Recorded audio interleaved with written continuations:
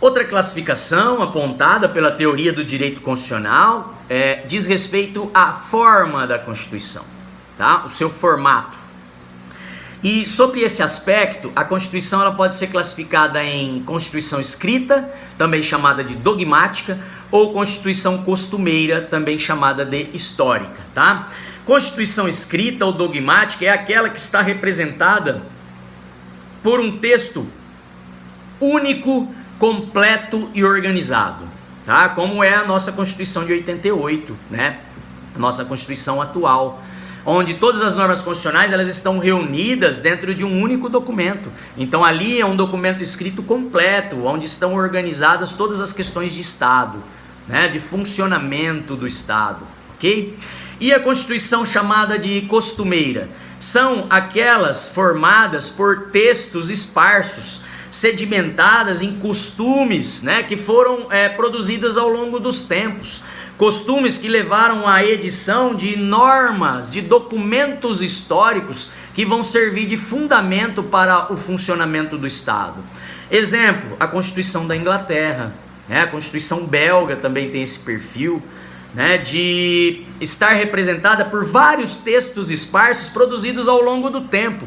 Então, o Estado inglês ele foi se organizando em cada momento histórico e produzindo normas constitucionais, mas não reunidas num único documento completo e organizado. Normas que foram produzidas num processo de evolução histórica, por isso que chama-se Constituição Histórica, de acordo com os costumes em cada momento da história.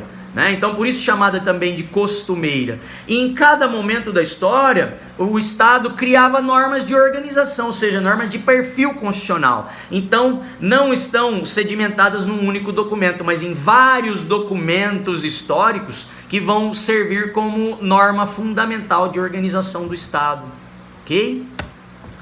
Quanto a outra classificação que leva em consideração o conteúdo da Constituição, né, conteúdo das normas constitucionais, a gente teria a classificação que coloca a Constituição material e a chamada Constituição formal, ou normas constitucionais materiais ou normas constitucionais formais, né, presentes dentro de uma Constituição.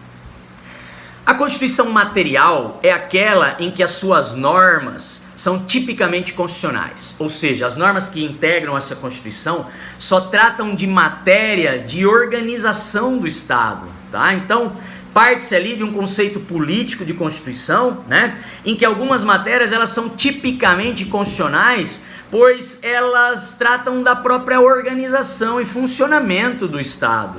Tá? Então a matéria ela é constitucional por isso, porque ela vem constituir o Estado e organizar o Estado, como é do próprio termo, né? Constituição, ok? Então, mesmo que essas matérias não constem de uma Constituição escrita, né? Quando a norma é de organização, a gente fala que ela é uma norma materialmente constitucional, porque aquela matéria que ela trata é da própria essência do Estado, é da própria organização do Estado. Então, mesmo que ela não estivesse na Constituição, ela fosse produzida como um texto avulso, como uma norma esparsa, ainda assim seria norma materialmente constitucional, porque aquela matéria versada é matéria de organização, de funcionamento do Estado, de própria atuação do Estado, né? Então, por exemplo, matérias aí relativas à forma e estrutura de Estado seria um exemplo de normas materialmente constitucionais, né? Normas que tratam do sistema de governo presidencialista, a nossa forma de Estado federal, né? Dividida em União, Estados, Municípios, Distrito Federal. Essa é uma norma tipicamente constitucional porque ela está organizando a administração no território, a administração estatal no território, né? O sistema de governo organiza de que forma é exercido o poder político, o governo, né, dentro do Estado, dizendo que aqui o exercício do governo é pelo presidente da República. Então adotamos um sistema de governo presidencialista. Essa norma tipicamente constitucional, porque trata do próprio funcionamento, da organização do Estado, dos seus poderes, né? Separação de poderes também é uma norma tipicamente ou materialmente constitucional, porque essa matéria é da própria essência do Estado, né? A separação dos poderes faz parte da organização, da atuação do Estado por meio do seu poder soberano, Tá? Então, também é uma norma materialmente constitucional, aquela que prevê a separação de poderes, né? Lá no artigo 2º. E as normas que tratam de direitos e garantias fundamentais, né? Elas também são tipicamente constitucionais porque elas limitam o poder do Estado, né? Elas impõem um controle, um freio, um limite ao poder do Estado. Então são também matérias tipicamente constitucionais, essencialmente constitucionais, porque faz parte da própria organização e atuação do Estado diante da sociedade, perante o povo que o integra, né? E aí a gente traz alguns exemplos para vocês, né?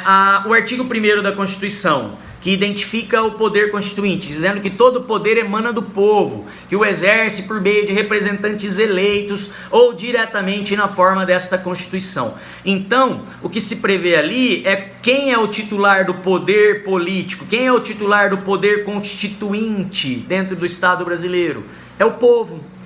Então identifica o titular do poder, é uma norma que faz parte da própria essência do Estado, é uma matéria, então, tipicamente constitucional, né? Essa norma é materialmente constitucional por conta disso. Depois, o artigo 2º, que fala da separação de poderes em executivo, legislativo e judiciário.